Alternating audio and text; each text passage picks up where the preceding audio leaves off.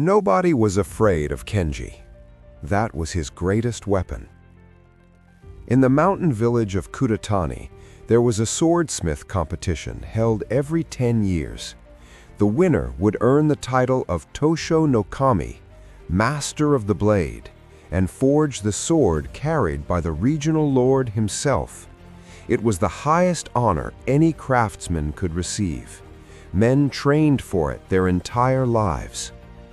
On the morning entries were announced, 15 names were read aloud in the village square. When the elder reached the last name, Kenji Mori, the crowd did something cruel. They laughed. Kenji was 23. He had no famous teacher. He had no wealthy family. He worked in a small forge behind his mother's house, making kitchen knives and farming tools. His hands were calloused. His clothes were plain. He had never won a single local prize.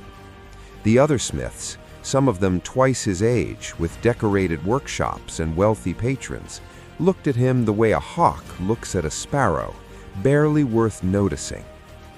One competitor, a broad-shouldered man named Daichi, who had won the last 2 regional contests, walked past Kenji and said quietly, "Boy, go home before you embarrass yourself." Kenji said nothing. He bowed politely and walked away. What nobody knew was this. For 4 years, Kenji had been waking up at 3 in the morning. While the village slept, he lit his forge.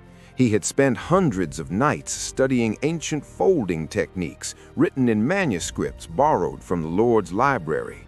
He had quietly failed and failed and failed, perfecting the temperature of his fire by 1 degree at a time.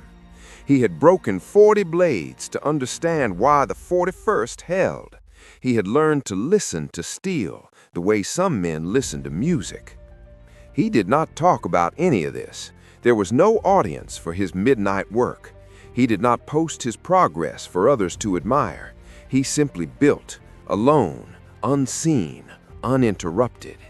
And here is the thing nobody understands about being underestimated. When no one is watching, you are completely free. The man everyone fears is always being studied. His rivals watch his every move, copy his methods, and plan against him. But the man no one fears, he moves in silence. He experiments without judgment. He grows without interference. His opponents do not prepare for him because they do not believe he's coming. The competition lasted 3 days. Each smith was given the same iron, the same charcoal, the same tools. What they produced in those 3 days was everything. On the first evening, whispers moved through the crowd. Daichi's blade was already taking magnificent shape, long, perfectly curved, catching the firelight like a mirror. People gathered around his station. Merchants murmured about his technique. The judges nodded with approval. He was the story everyone was already writing. Kenji worked in the corner. Few people stopped to watch. One judge glanced at his station briefly and moved on. On the second day, something strange began to happen. Kenji's blade began to reveal itself, and it was unlike anything in the room. He had used a layering technique that folded the steel at a different angle than tradition allowed. It looked unusual. Some observers frowned. One smith scoffed and said it was a mistake born of inexperience. Kenji heard him. He said nothing.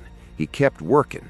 On the 3rd day, the blades were completed and brought before the panel of 7 judges. Each sword was tested for balance, for sharpness, for resilience, for beauty. Daichi's blade was exceptional. The judges praised it openly. The crowd applauded. He stood straight, arms folded, already expecting the title. Then came Kenji's sword. The head judge lifted it. He was quiet for a long moment. He passed it to the next judge, then the next. The room grew very still. The sword was not the most decorated in the room. It was not the longest. But when the judge ran his thumb lightly along the edge, he stopped breathing for a second. It was flawless in a way that defied easy description. The folding technique Kenji had used created a layered strength inside the steel that no one in the room had seen before. When they tested its resilience, striking it against stone, bending it under pressure, it did not chip, it did not waver, it sang.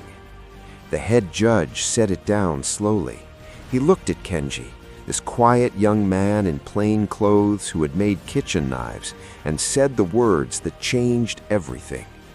"Where did you learn this?" Kenji replied simply, "I had a lot of quiet nights."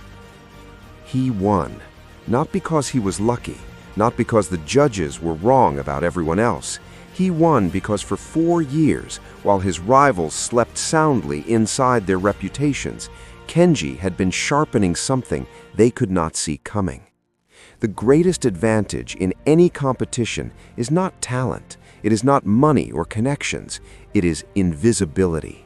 The freedom to grow without the weight of other people's expectations pressing down on you. Being underestimated means no one slows you down, no one copies you, no one plants doubt in your heart.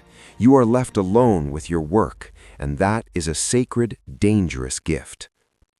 Here's what Kenji understood that Daiichi never did.